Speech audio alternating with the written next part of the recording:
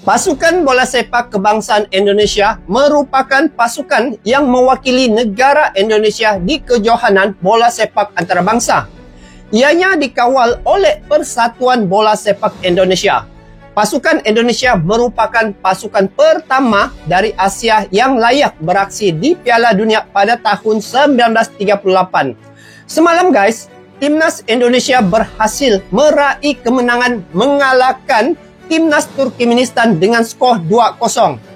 Pemain naturalisasi dan lokal bersatu padu kompak dalam kerjasamanya. Sungguh pun menang 2-0 mengalahkan Turkmenistan, Timnas Indonesia tetap rendah hati. Jika sepak bola terus dihadirkan dengan sikap-sikap kesatria, jujur, fair dan tidak provokatif, maka persaudaraan antarabangsa akan semakin mesra. Begitulah sikap Timnas Indonesia sehingga media Turkmenistan kagum pemain Timnas yang respek pada lawan saat menang 2-0. Ayo kita semak bagaimana Timnas Indonesia sehingga disoroti di media Turkmenistan kerana sikap respek pada lawan setelah menang 2-0 mengalahkan Timnas Turkmenistan. Kita semak info ini bersama-sama. Jom!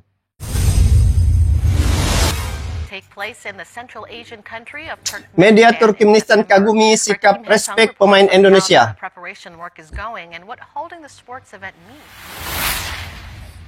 Gemparkan Asia Tengah.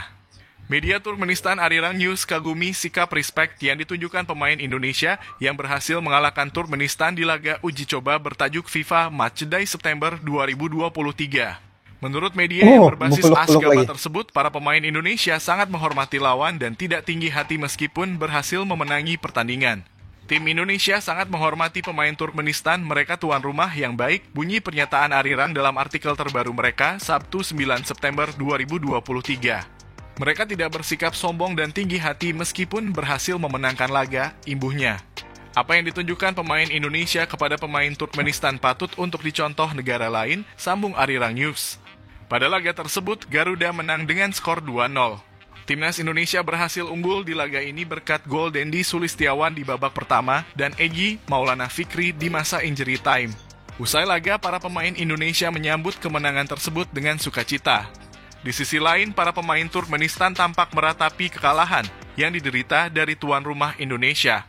Pemain Timnas Indonesia tidak tinggal diam melihat momen itu, beberapa pemain langsung menunjukkan rasa respek dengan menyelami sembari memeluk para pemain Turkmenistan yang bersedih.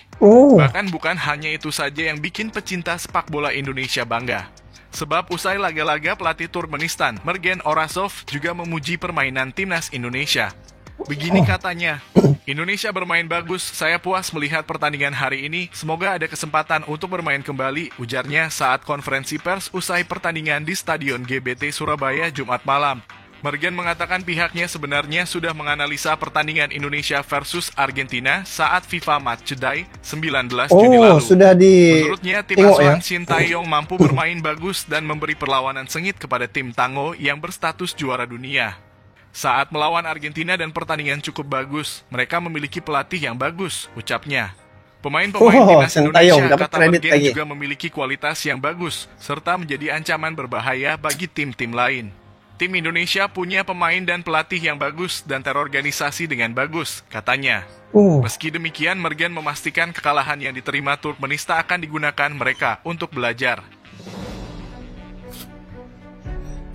Itulah guys, dia punya berkaitan dengan komen ya setelah perlawanan selesai semalam, yang mana saya tengok di situ respek pasukan Timnas Indonesia pada pihak lawan sangat tinggi ya. Setelah selesai perlawanan begitu, mereka tidak membiarkan pemain-pemain Turkmenistan bersedih begitu. Mereka merasakan itu satu tanggungjawab mereka untuk meredahkan kekecewaan ya terhadap kekalahan yang dihadapi oleh pasukan Timnas Turkmenistan.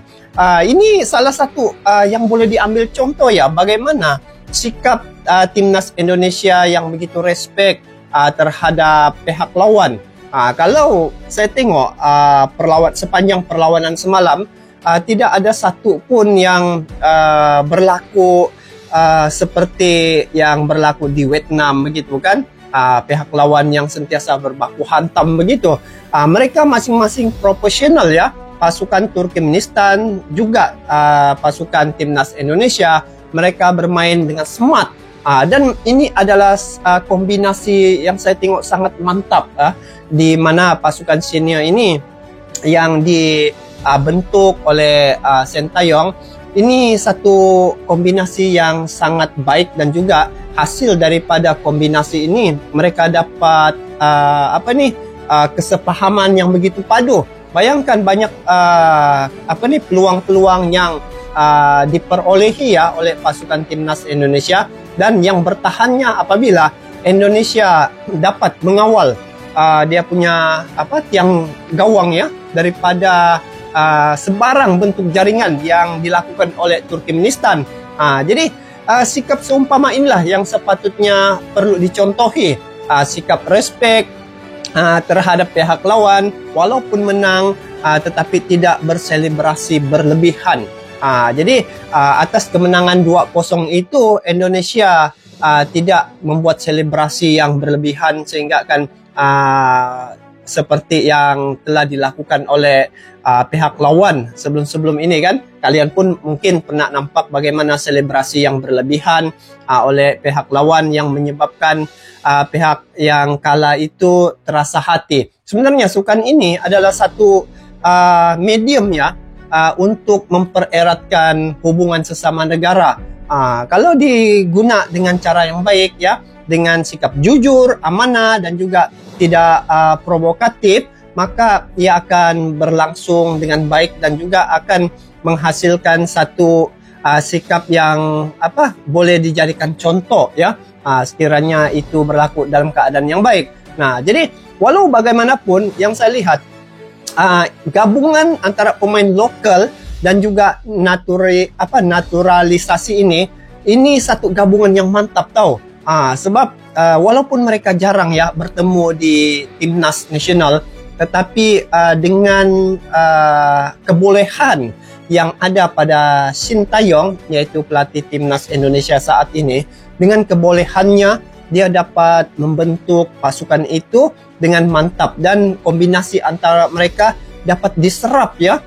Jadi sepanjang perlawanan yang saya tengok cukup baik dilakukan oleh timnas Indonesia saat-saat akhir ini, seperti di Piala AFF dan juga semalam juga itu juga satu kombinasi yang baik ya yang diserapkan oleh pelatih timnas Indonesia. Saya kira kalau Egy ya dia awal di dalam perlawanan itu mungkin banyak juga peluang-peluang yang diperolehi, tetapi inilah sebenarnya skill ini yang perlu ya, taktik Sintayong bagaimana dia menukar beberapa pemain di babak yang kedua. Mungkin di babak pertama itu pemain-pemain yang sebelum main di babak pertama itu melihat ya, dia suruh melihat bagaimana aksi dan juga perjalanan perlawanan itu. Jadi bila sudah dibaca corak perlawanan pihak lawan, maka itulah yang saya nampak Sintayong menggantikan di babak yang kedua beberapa pemainnya, dan kesan daripada itu Egy salah seorang ya pemain timnas dapat skor satu jaringan yang mana terus Indonesia mendapat keseluruhannya 2 gol untuk perlawanan semalam. Jadi itu salah satu teknik yang ada pada Sintayong ya selaku jurulatih ataupun pelatih timnas Indonesia. Sungguh pun dia komitmennya banyak ya, dengan keletihan pada raut wajahnya. Saya tengok Sintayong letih guys, kerana ada tim senior, tim U23 ya, dia atur untuk perlawanan dalam masa terdekat ni. Tetapi dia begitu berusaha untuk timnas Indonesia ini agar dapat melakukan yang terbaik, dan telah terbukti semalam Indonesia telah melakukan satu kombinasi yang cukup mantap bagi saya ya. Jadi ke depan ini U23 lagi akan berlawan ya menentang tim-tim yang kira hebat juga. Jadi kita doakanlah agar timnas Indonesia di bawah bimbingan Sintayong ini akan terus dapat memantapkan lagi permainan dan juga dapat meningkatkan lagi skill yang sedia ada sekarang ini.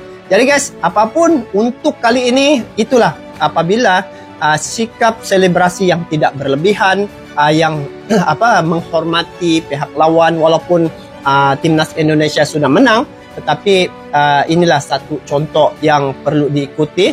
Dan apabila berlaku begitu, sehingga timnas Turkmenistan pun di media Turkmenistan memuji sikap Indonesia, walaupun mereka menang tetapi mereka sangat sederhana, tidak memalukan pihak lawan, dan juga mereka adalah satu pasukan yang mendapat pujian juga daripada timnas dan pelatih Turkmenistan. Jadi itu saja untuk kali ini. Bagaimana pandangan kalian tentang perkara ini? Nanti kalian komen di bawah ya.